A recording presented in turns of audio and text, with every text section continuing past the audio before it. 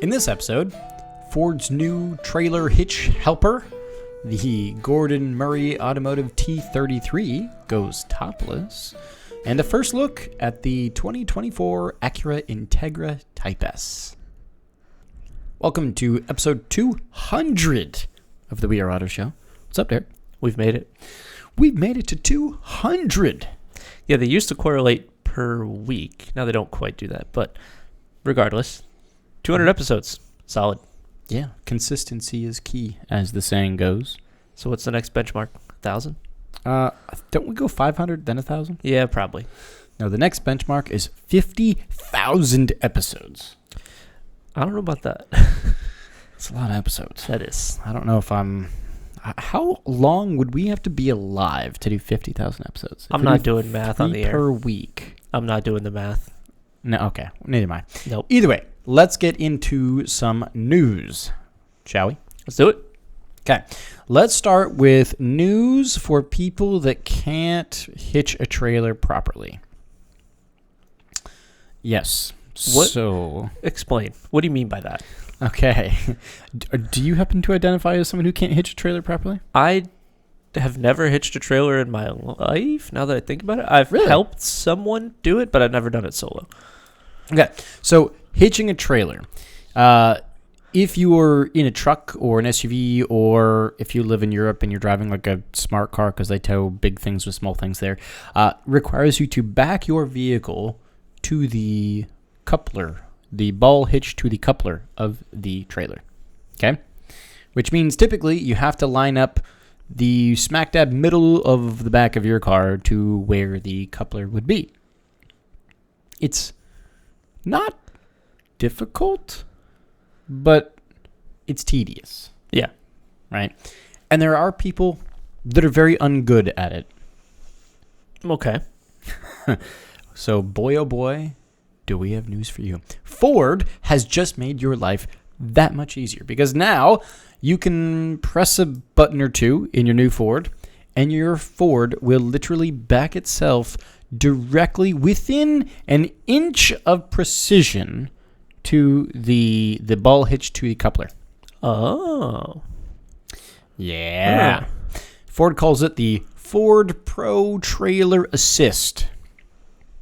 Could use some marketing terms. Okay. Interesting. I do agree. It could use a bit of marketing there. Yeah. But yeah, this is some sort of tech that will line up your trailer hitch ball to the coupler.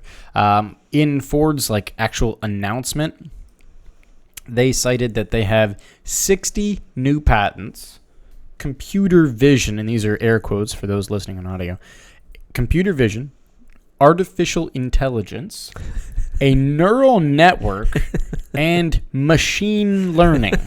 All right, so computer vision, neural network, machine learning. What was the other one? Artificial intelligence and 60 new patents. Those four, other than the 60 new patents, are all the same thing. Yeah, they're synonyms. They're different words for the same exact thing. Yeah, they're synonyms. Yeah. They're total synonyms. Okay, great. It sounds like doom and gloom, but they all have just cameras, synonyms. And they built a neural network that's smart enough to know where the ball hitch is and to maneuver the car to be able to put the ball hitch where it needs to be. Yeah, that would be correct. It's cool tech, but it's not like they can go to the moon with this.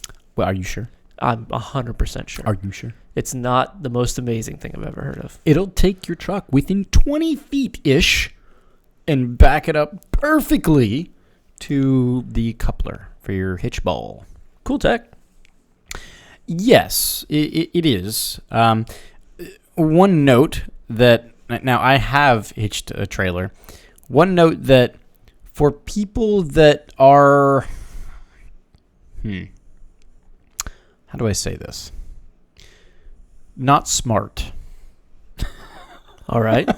So, when you typically put your car in park, does your car not roll an inch or two? Mine does not. Okay. In an automatic transmission car... Yes, it does. It scares me every time. Does it? Every time. Really? I'm used to putting it in gear and pulling the handbrake. Nothing goes anywhere.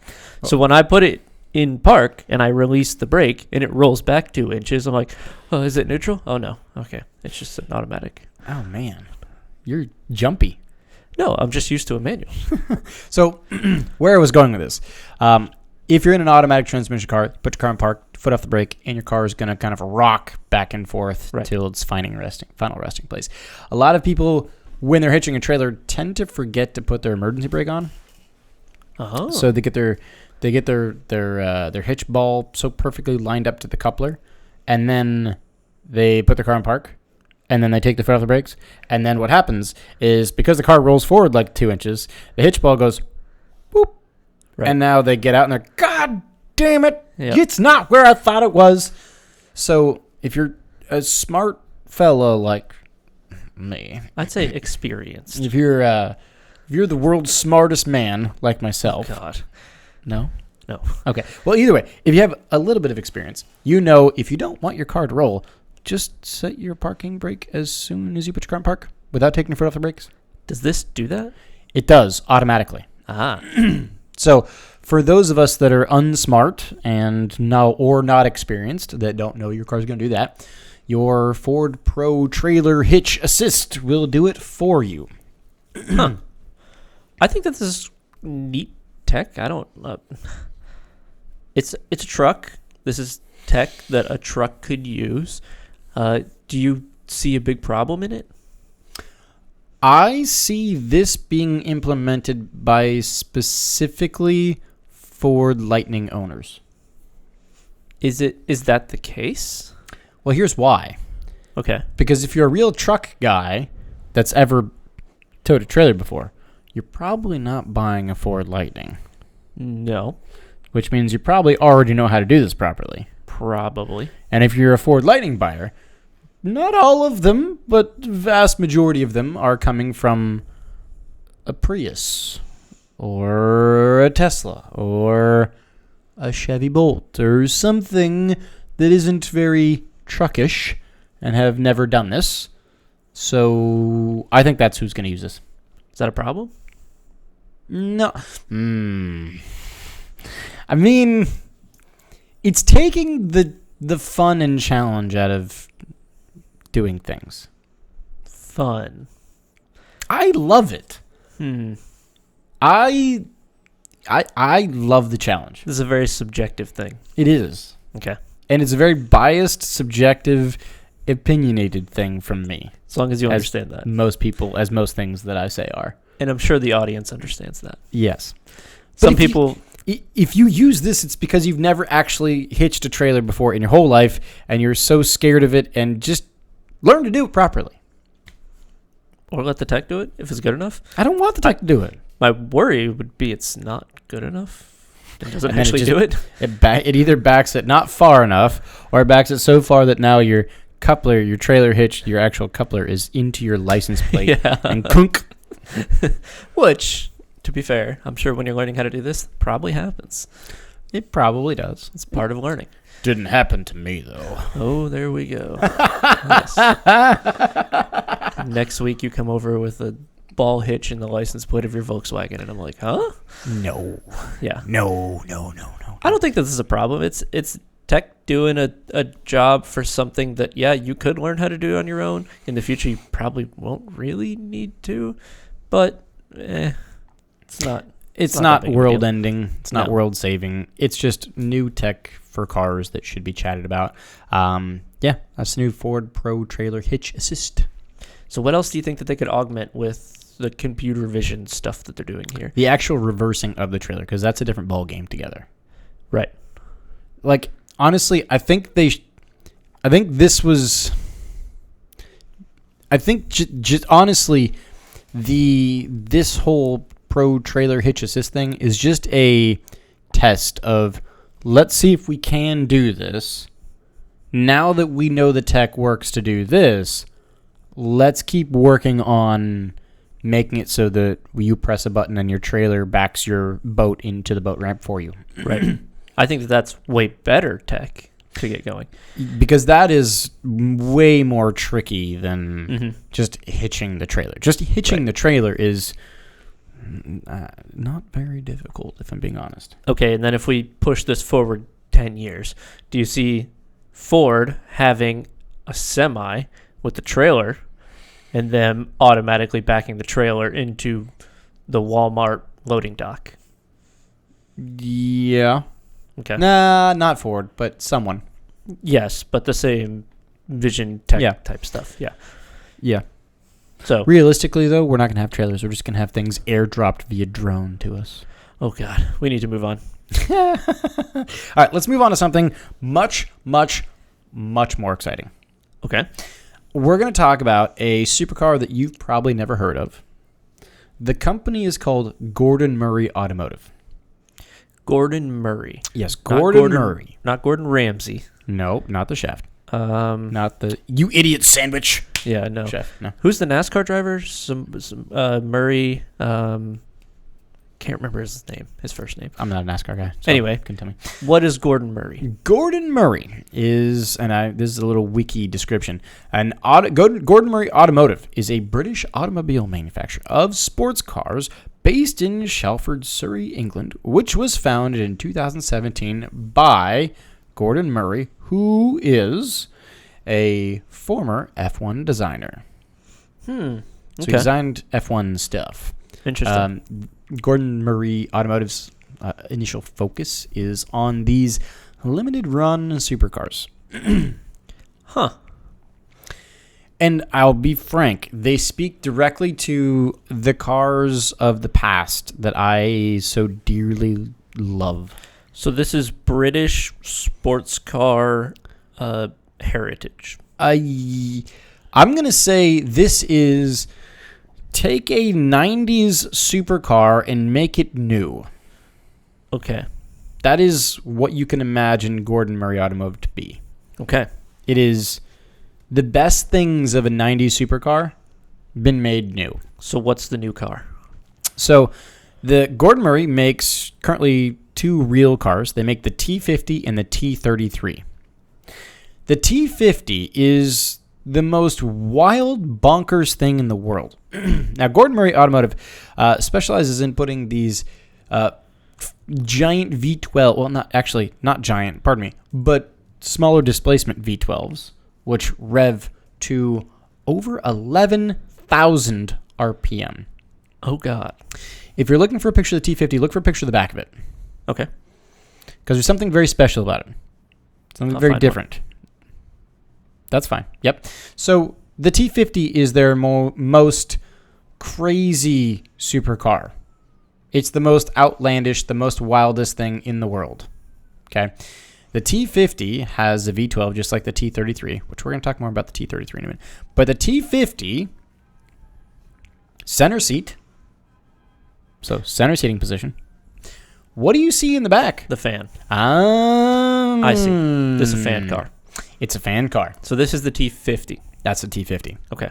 That's the most craziest of the Gordon Murray Automotive cars. I think this was at Goodwood? It was, yep. Gordon Murray did bring these out to Goodwood. This is like, actually, now that I think about it, it's almost like a modern interpretation of the McLaren F1. Yes. Okay. It kind of is, isn't it? Mm-hmm. Manual transmission, by the way. It's fantastic. This is cool. But this isn't the car we're going to talk about.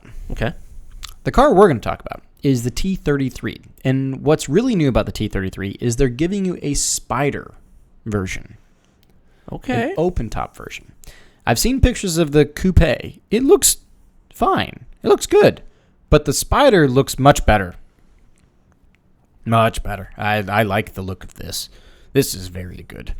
I do think it looks a little retro. I don't think it's bad. It's modern retro. Yes. Yeah. But I'm sure that there's a market for that. No, it's gorgeous. I love the look of it. So some things about the T33. You get it's mid-engined with a 4-liter naturally aspirated V12. It does produce about 607 horsepower. And that red line is right up at 10.5. 11 grand. Whoa. 11,000 RPM red line. And how many pedals do you see? Yeah, there's 3. Yes. Mm-hmm. And this engine, by the way, is built by Cosworth. Okay. It's a Cosworth. Yeah. You only get a 6-speed manual. Thank God. With this, the whole new Spider variant, you get a Targa style roof, which they have designed this very cleverly. What is a Targa style roof? Where you actually like pick the roof pieces up and set them somewhere, Okay. right? In order to go top down, you have Correct. to physically move them. It's not a power top. Gotcha. They're just two like panels. That's all they are. Okay. Right? So most of the time when you get these mad crazy supercar companies that give you a Targa, they don't give you space in the car to put the Targa top with you when you go somewhere. Oh.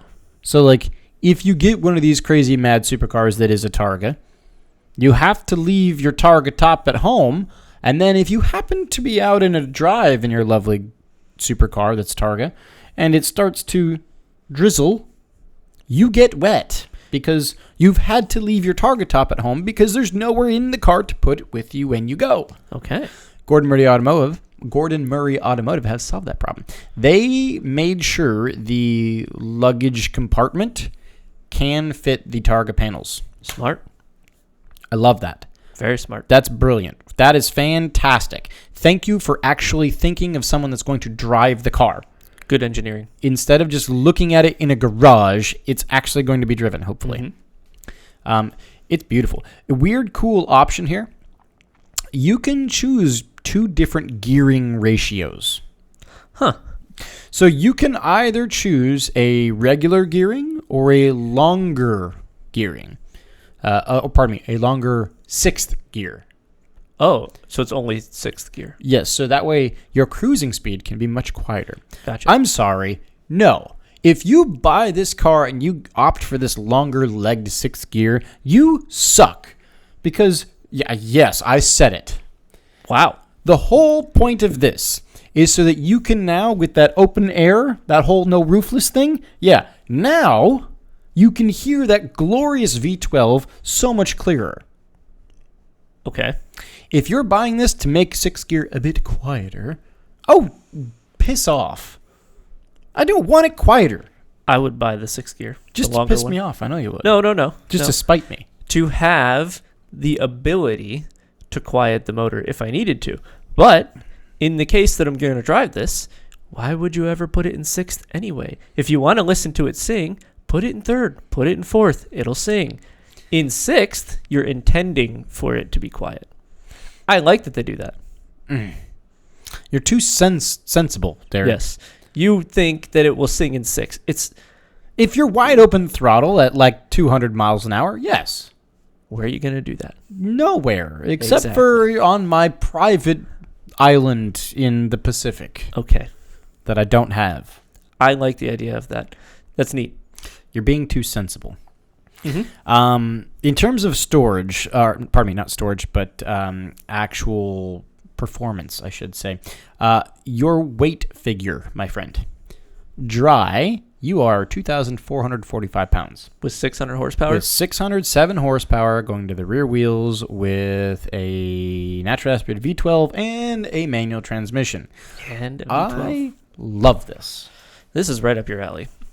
So a very long time ago, I think this is on like episode 2, I wish they would have I wish someone would make a supercar with a naturally aspirated V12 with rear wheel drive and a manual transmission.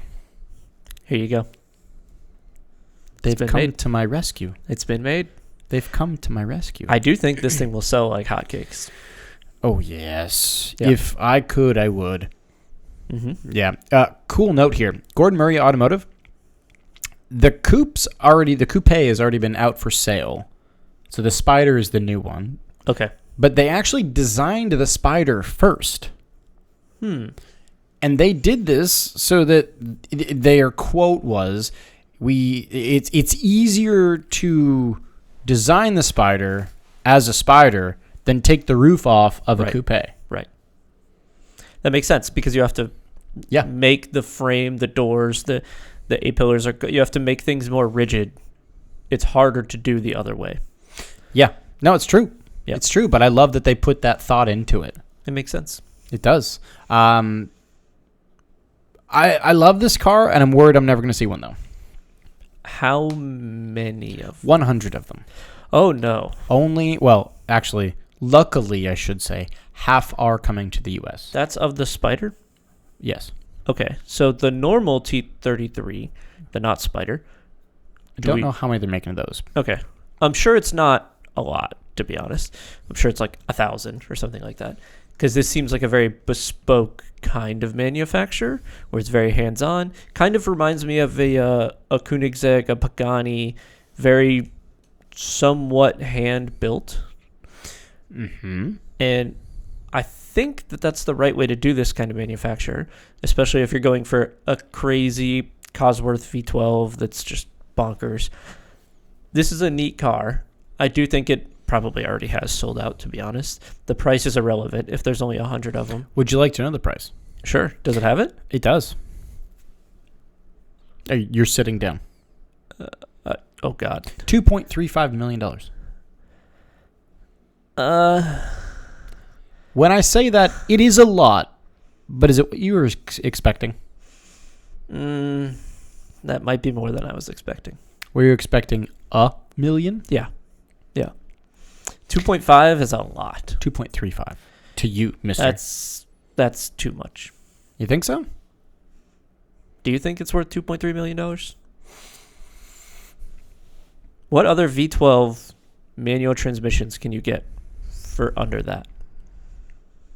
There's a lot. Excuse me? No, there's not. Maybe not manuals, actually. There are a lot of V12s, but not manuals. You're right about that. There's a ton of V12s. Yep. 812 Superfast, Lamborghini Aventador. Right. I'm actually in the camp that I think it's a decent price. I know this is so expensive that to me it's just play money. It's obviously, to me, I'm not anywhere near the buyer of this, but I think it's potentially correctly priced because it's kind of the last and, dare I say, only manual transmission V12s that are rear-wheel drive like this. The last manual V12 I can think of is the Lamborghini Diablo. Not the Murcielago, the Diablo. Really? Yeah. Pagani hasn't made one. They're not Koenigsegg hasn't made one. The Koenigsegg, I don't know if they were V12 or not, but...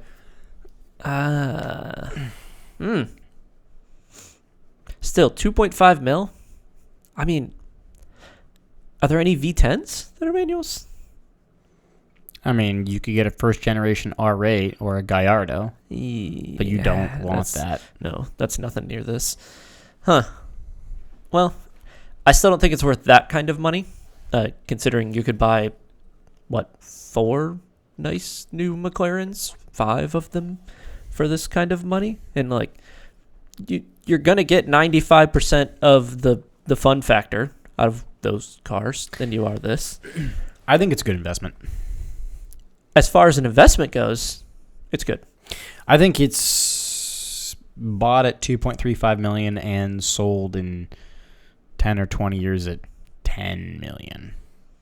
You think it's that high? I think it could be. This feels like the greatest hits of a car as we know it. So when the future car collector wants to feel nostalgic, their option is the Gordon Murray T33 Spider. End. All right. You in 20 years have become a successful businessman that has a $100 million business. Is this really what you're going to buy? Yeah, I think it could be. Really? I'm kind of in the camp where again, it's so much money that currently in my eyes, in my brain, it's hard to fathom it accurately, but if I'm playing hypotheticals, yeah, I think this is a... Do you already have 2911s, a Ferrari, a Lambo, an Aston? There's so many other manufacturers and cars that I could think that I would want before this, especially for that money. Yeah, this isn't a replacement for those. This is the car collector that's already got those. That goes, I want a very high revving. So this is, it's, okay, even better. Another take on this. It's like a V12 era F1 car. Yeah, that's a good way to put it. It's built by an F1 designer. Right. The engine's built by Cosworth F1, right? It's manual transmission. It's very V12 era F1 car in a road car turned modern. Right. But this is car number 8 to 10 in the collection. 5 to 8, yeah. Plus 5 plus cars. Like, this is not anywhere near the first 3. Not even close. No, it's amazing. But again, the echelon of human that's buying this is already... The problem with that, it's never going to get driven. It's never going to get driven. I hate that you might be right about that. It just won't. It'll be trailered to a car show. It'll be driven the 20 feet from... Have you ever heard any of the YouTube videos of the Gordon Murray T50? No. Oh, it's vicious. Oh, I'm sure it's amazing. God. But if it's car number 8 in the collection, when do you drive it? You don't. You drive it to your garage and back. You don't. Either way, I love it. It's the Gordon Murray T33 Spider. It's beautiful. It's blue. It's got an open top. It's got a V12 that sings to 11 grand. It's got a manual transmission, 600 plus horsepower, a hair over 2,400 pounds.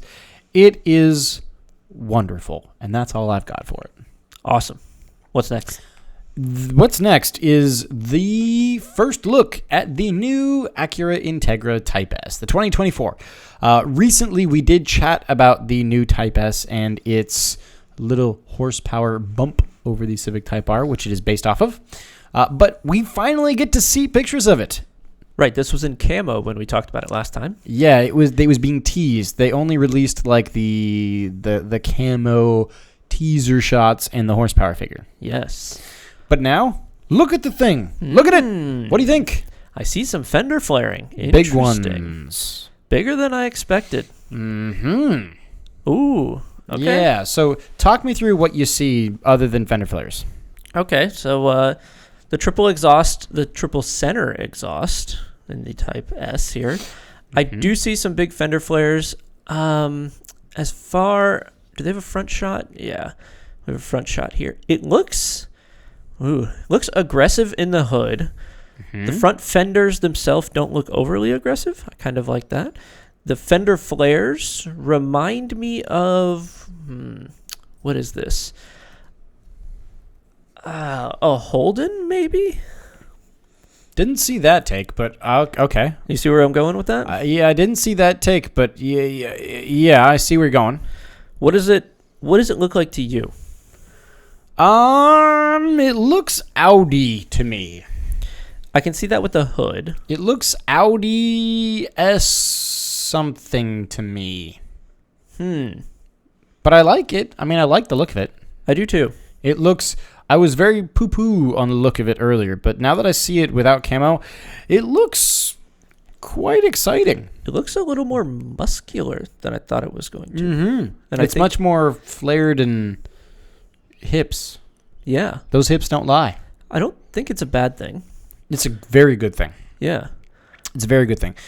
So while we're scrolling through these pics, I will talk you through some of the differences, and I pulled this from the article, between the Honda Civic Type R and the Acura Integra Type S. We're going to do a little versus, which one do you want? Okay.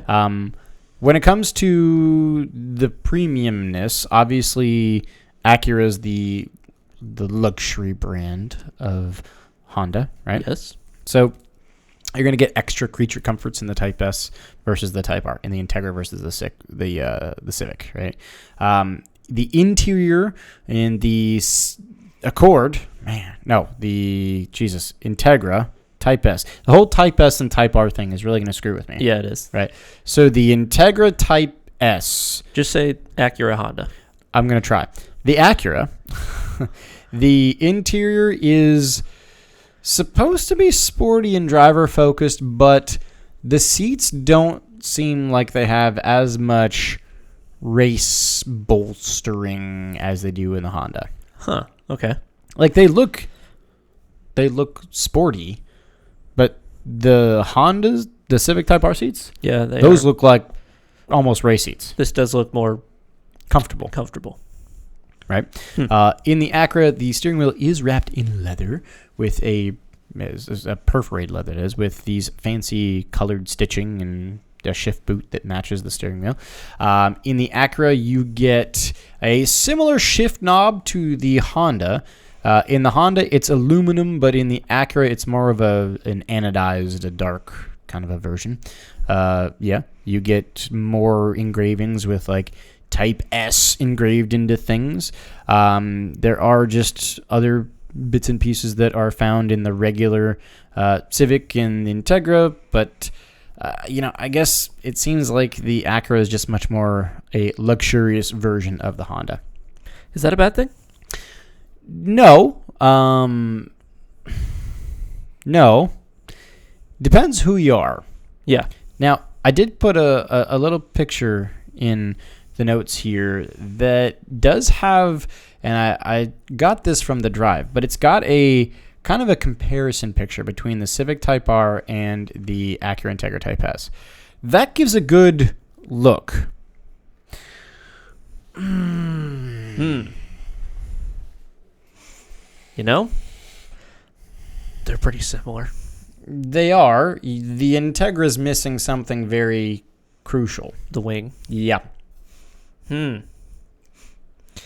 it didn't have the fender flare, it would be scary similar, excluding the whole wing thing.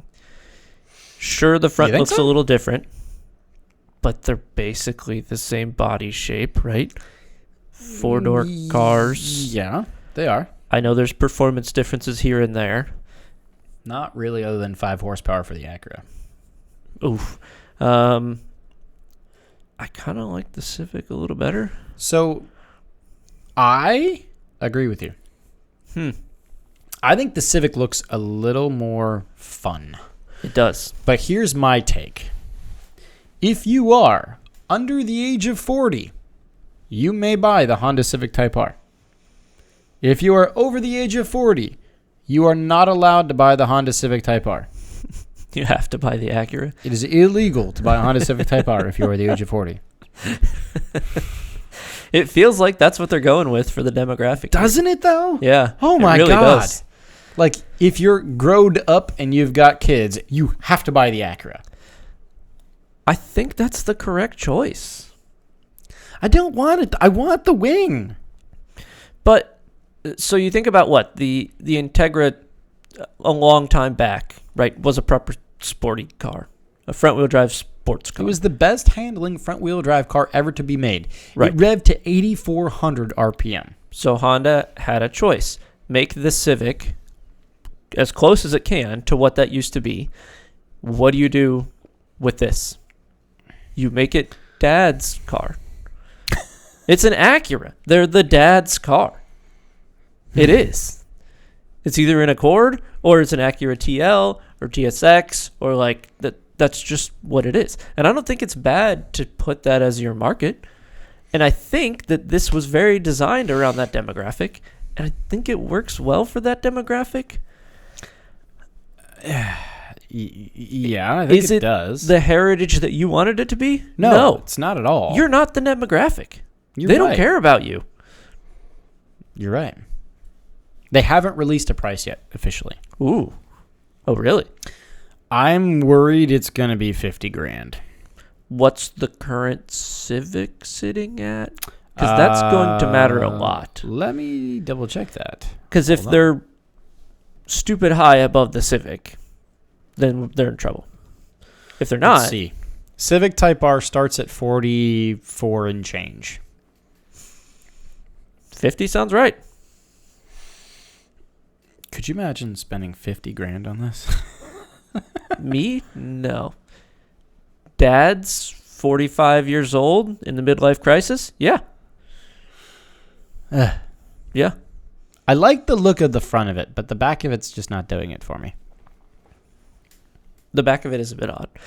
The triple it looks aggressive, a little bulky, and a little strong in the front, and then the back is like, I want to be a sporty hatchback race car thing, and it doesn't really match well.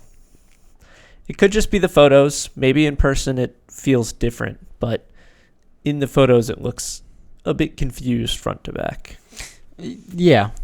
It does look a bit confused front to back. We'll see when the price comes out. This is... yeah, that just looks kind of odd in the back. I love the fender flares. Mm-hmm. I love that a lot. Mm-hmm. But yeah, that's your Civic Type R versus Acura Integra Type S comparison. You'd take the Civic. I would take the Civic. But we're not over 40 years old. So I think they did a good job. So we've played into Honda and Acura's their playbook there, haven't we? Yep, perfectly. Okay, well, I guess they win then. Indeed. All right, you got anything else? I do not. It's going to wrap us up for episode 200 then. Thanks so much for watching and listening. If you're watching on YouTube, please leave a thumbs up and drop a comment in the video. Let us know, what do you think you would rather? The Honda Civic Type R or the new Acura Integra Type S? Let us know in the comments. Or if you're listening, send us that comment via social. Facebook is We Are Auto. Instagram is WeAreAuto_. YouTube is We Are Auto. And our website is weareauto.io, where you can go to catch some of your favorite past races. So, thanks again. Catch you guys on the next one. Peace.